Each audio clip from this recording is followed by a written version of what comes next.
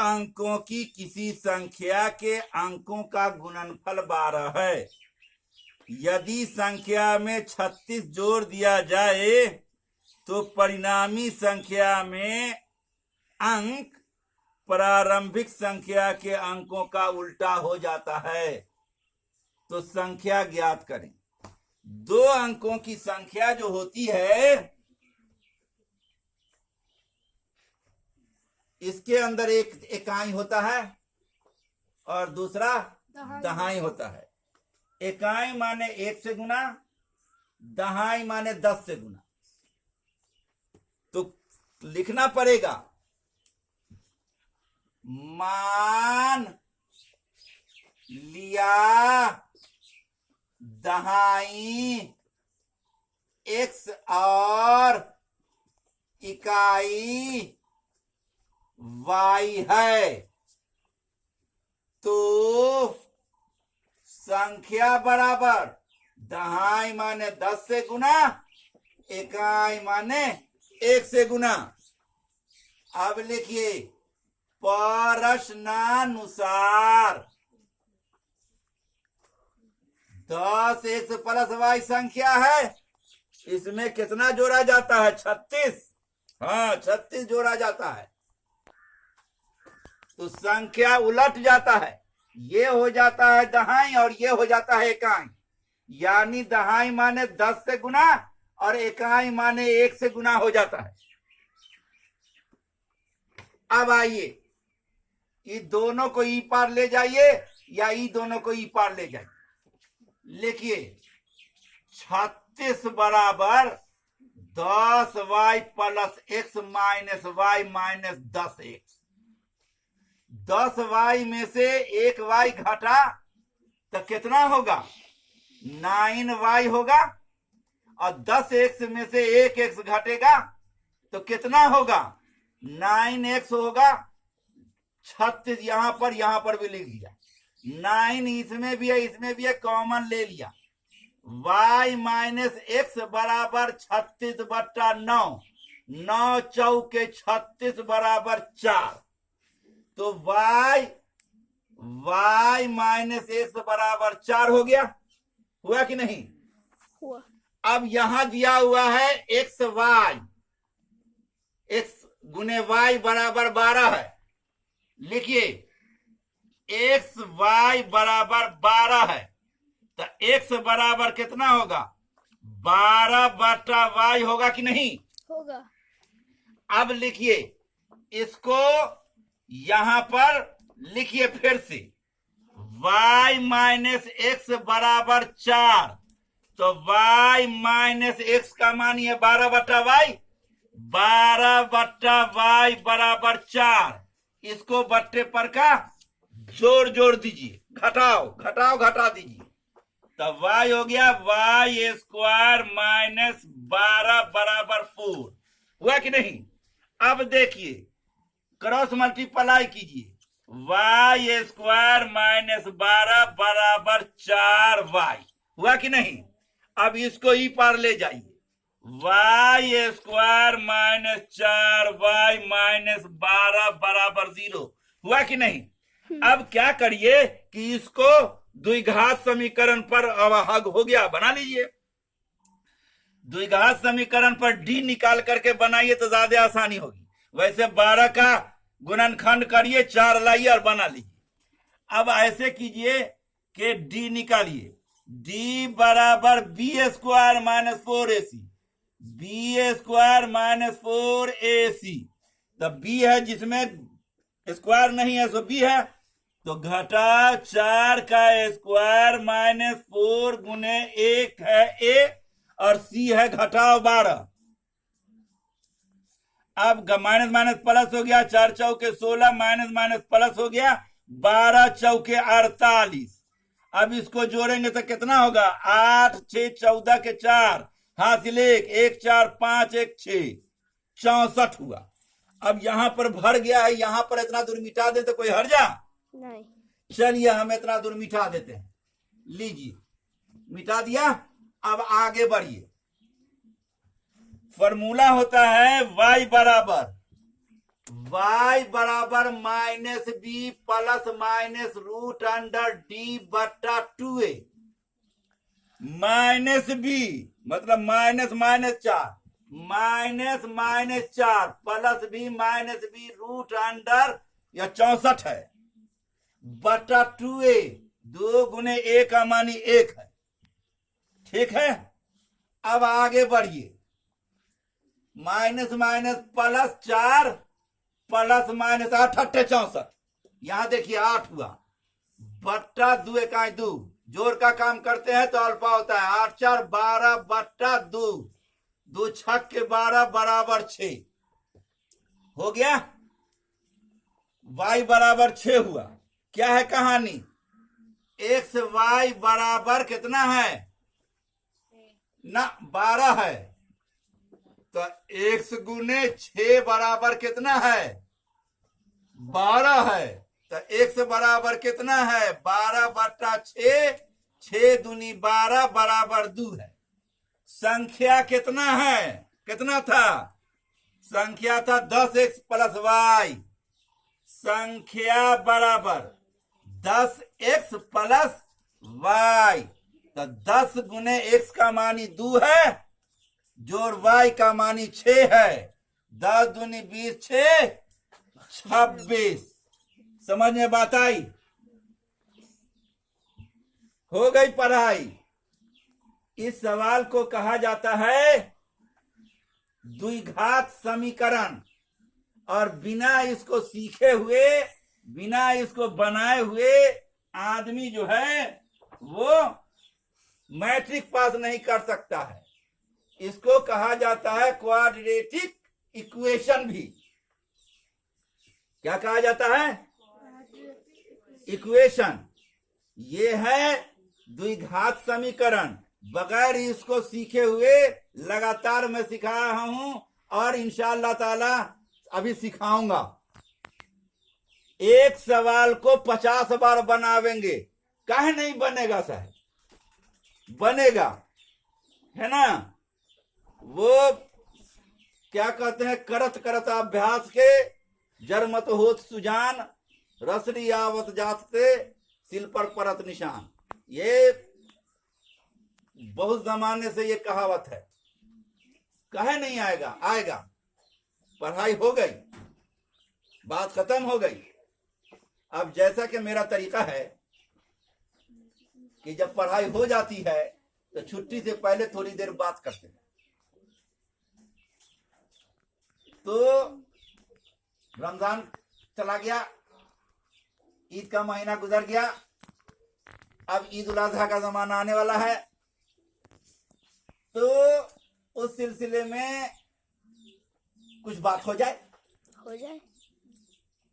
खाना काबा के अंदर लोग जाते हैं। सारे मुसलमान के लिए एक काम होता है हज करना। जैसे नमाज फर्ज है, रोजा फर्ज है, ज़कात फर्ज है, हज फर्ज है। तो हज भी तमाम मुसलमानों के लिए फर्ज है। उसके लिए जो अपने कमाई से मक्का मदीना जाने की ताकत रखता और कर्जा लेकर के सूदी लेकर के अगर कोई जाएगा तो उल्टा उसको पाप चढ़ेगा। तो उसमें क्या है कि हज जब पूरा हो जाता है, हज का तो मतलब है खाना काबा का तवाफ करना। जब पूरा हो जाता है तो उसके अंदर एक कुर्बानी से पहले एक काम किया जाता है। वो क्या है कि शैतान है वहां 3 ठो। उस तीनों शैतान पर कंकर मारा जाता है। एक शैतान का नाम है शैतान उला, जमरात औला। और दूसरा शैतान है जिसको कहते हैं जमरात सान। और तीसरा है जमरात शैतान जिसका नाम है जमरात अकबा। बड़ा शैतान है। उसकी रवायत यह है कि हजरत इब्राहिम अलैहिस्सलातु वस्सलाम जब अपने अल्लाह के हुक्म से अपने बेटा को कुर्बान करने के लिए जा रहे थे तो एक शैतान जो है आ करके वर्गलाने लगा। इब्राहिम अलैहिस्सलाम को कहने लगा कि जो है तुमको कहाँ ले जा रहा है, तुम कहाँ ले जा रहे हो? अपने बेटा को जो बुढ़ापे में तुमको बेटा हुआ है उसको ज़बह करने के लिए ले जा रहे हो। दिमाग को जरा सा सीधा कर करके सोचो। इब्राहिम अलैहिस्सलाम ने पत्थर उठाया और उसको दे मारा। थोड़ी दूर जाने के बाद फिर शैतान आया। उसने कहा इस्माइल अलैहिस्सलाम को, उनके बेटा को, बेटा तुमको कहाँ ले जा रहा बाप मालूम है? तुमको ज़बह करने के लिए ले जा रहा है। तुम्हारा बाप सठिया गया है। तुम्हारा बाप जो है वो तुमको ज़बह कर देगा। सोच के देखो, अच्छी बात है। तो उस वक्त इस्माइल अलैहिस्सलाम ने एक ढेला उठाया और उस शैतान को दे मारा। फिर जो है थोड़ी दूर जाने के बाद फिर शैतान हाजिर होता है और वो कहता है कि कोई भी काम करने से पहले जरा सा सोच लीजिए। आपको बुढ़ापे में बेटा पैदा हुआ, बड़े जतन से बेटा पैदा हुआ और आप उसको ज़बह करने के लिए जा रहे हैं। ये मुनासिब नहीं है, तो आप ऐसा नहीं कीजिए। इब्राहिम अलैहिस्सलाम ने फिर ढेला उठाया पत्थर और उसको दे मारा।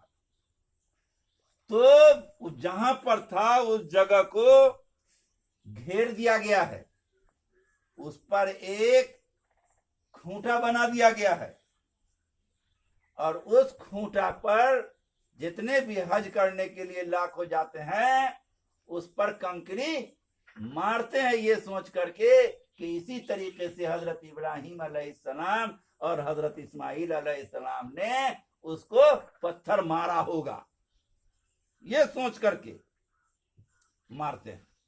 ये तो एक कहानी है। दूसरी कहानी ये है कि हम जिस मुल्क में रहते हैं उस मुल्क में अक्सरियत हिंदुओं की है और हिंदू लोग जमाने जमाने से अपने लोगों को, अपने हिंदू भाइयों को, उनके पंडित लोग, उनके बड़े बड़े महान लोग, धर्म गुरु कहलाते हैं वो लोग, अपने अनुयायियों को, हिंदुओं को, जैसे तुम लोग विद्यार्थी हो वैसे ही विद्यार्थियों को समझाते चले आ रहे हैं कि असल में वो शैतान नहीं है, असल में वो क्या है? भोला बाबा हैं, जिसको मुसलमान हजरत मोहम्मद सल्लल्लाहु अलैहि वसल्लम और लोगों ने कैद कर लिया। अगर उस पर जाके गंगा जल ढाला जाएगा तो भोला बाबा खड़े हो जाएंगे। और मुसलमान सब क्या था, उतना जमाने से खुश हो रहा था कि चल भाई, उसके अनपढ़ मुसलमान लोग भोला बाबा को ढेलवा ही हो रहा है। हज का जो वीडियो देखोगे ना, बाद बाद दुनिया का मुसलमान सब जूता से फेंक करके मारता है, कंकर पत्थर तो मरवे करता है, चप्पल उठाता चप्पलों से मारता है। समझा ना? उसके असल है मकसद ये कि ये साबित करना कि हजरत इब्राहिम अलैहिस्सलाम ने ऐसे मारा होगा। तो वो लोग जो अपने अनुयायियों को, हिंदुओं को ये बात कहते थे तो उनका काम नहीं चला। मुसलमान लोग उनको समझाने लगे कि नहीं साहब, वो तो इब्राहिम अलैहिस्सलाम का दिया हुआ है। समझा ना? तो वहां पत्थर उत्थर की पूजा नहीं होती है, वहां जमरात को पत्थर मारा जाता है, और एक पत्थर है संग अस्वद, उस पर जो है सो बोसा दिया जाता है। ये सुन्नत है, इब्राहिम ये रसूल सल्लल्लाहु अलैहि वसल्लम ने उस पर जो है सो बोसा दिया था, हम भी देते हैं। वो सिर्फ पत्थर है और उसका कुछ भी ये नहीं है। और रसूल सल्लल्लाहु अलैहि वसल्लम से पहले से उस पत्थर को लोग एहतराम करते थे, तो आज भी उनका एहतराम होता है। ये बात जो देखा तो हिंदुस्तान में एक है तहरीक, ये जिसको कहते हैं आरएसएस, उसको बड़ा अजीब सा लगा कि हमरे भोला बाबा को पूरा दुनिया का मुसलमान सब पत्थर मारता है। तो 2-3 ठो मास्टर को उसने खड़ा किया। पटना में एक मास्टर साहब हैं जिनका नाम है खान सर। हम उनको बहुत दिनों से सुनते हैं, हम भी 1.5-2 साल से। हमने मोबाइल को खोलोगे तो उनके अंदर खान सर का जरूर मिलेगा। हमको 2-3 ठो का बहुत पसंद आता है, हम देखते हैं। एक तो खान सर का, समझे ना, और नंद किशोर का हमको बड़ा अच्छा लगता है और हम उसको जरूर सुनते हैं, लाइक भी करते हैं, शेयर भी करते हैं। तो खान सर इसको भिड़ाया गया है क्या कि हिंदुओं को समझाओ कि वो चीज जो है तो ऐसा नहीं है, और उसको डाइवर्ट करते हैं। तो इब्राहिम अलैहिस्सलाम की सुन्नत नहीं, उसको जो सुनोगे ना तो कहेगा कि एक तो काफिर था जो रसूल सल्लल्लाहु अलैहि वसल्लम को बहुत परेशान करता था, तो हजरत मोहम्मद ने उनको जो है सो शराब दे दिया, तो वो पत्थर का बन गया, तो उसी को मुसलमान सब ढलवाई करता है। वो ऐसे समझा रहा है ताकि जो है वो मुसलमान के यहाँ पर ये मैसेज जाए कि ऐसे ऐसे होता है। कुछ मुसलमान सब जिसको अल्लाह ताला ने तालीम नहीं दिलवाया, माँ बाप ने नहीं पढ़ाया, पढ़ा लिख लिया, मास्टर हो गया, दीनी तालीम नहीं दिया। अपने यहाँ भी एक सर है जो हमरे से 3-4 बरस पहले से, तमन्ने भाई, वो पढ़ा रहे हैं, हमरे से 3-4 साल पहले से वो पढ़ा रहे हैं, लेकिन उनको भी तालीम नहीं। वो सरस्वती पूजा करते हैं, वो दुर्गा पूजा करते हैं, वो सब में जाते हैं। हमरे साथ रहे थे, IDPS में थे ना, अब ना हम हट गए, हमरा पैसा बेईमानी कर लिया तो हम हट गए। लेकिन देखा हम कि पूजो करते थे, खैबो करते थे। तो ऐसा लोग बहुत है हिंदुस्तान में। हालांकि वो हमारे भाई हैं, उनको उनकी हम इज्जत करते हैं, वो हमारे बड़े भाई से भी बड़े, हमरे से 3-4 साल पहले से पढ़ाते हैं।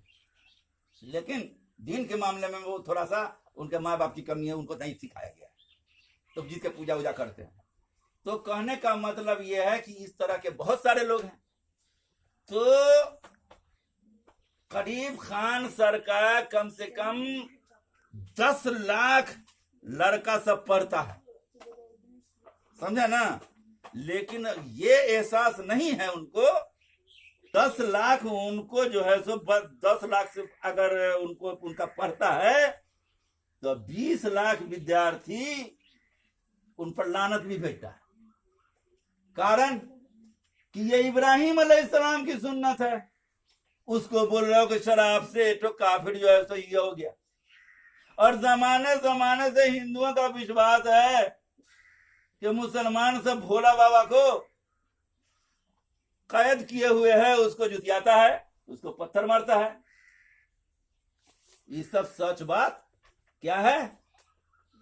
नहीं है। असल सच क्या है कि जमरात अक़बा पर पत्थर मारने के बाद हज खत्म हो जाता है और उसके बाद कुर्बानी किया जाता है।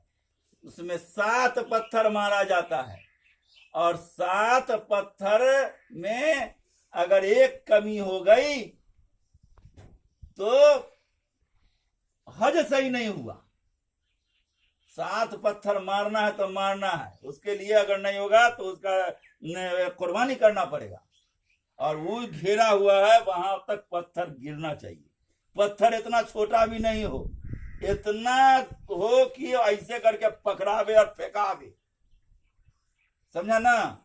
वो पत्थर यहां से भी चुन करके लोग ले जाया जा सकता है और वहां भी चुना जाता है, समझे ना। मतलब ये है कहने का कि उसके बाद हज खत्म हो जाता है। चलिए अब आगे की कहानी किसी दिन और सुना देंगे, बता देंगे। अभी जमरात के बारे में लीजिए, अब बात खत्म कीजिए, अब दूसरे लड़का को पढ़ाई होगी और छुट्टी कीजिए।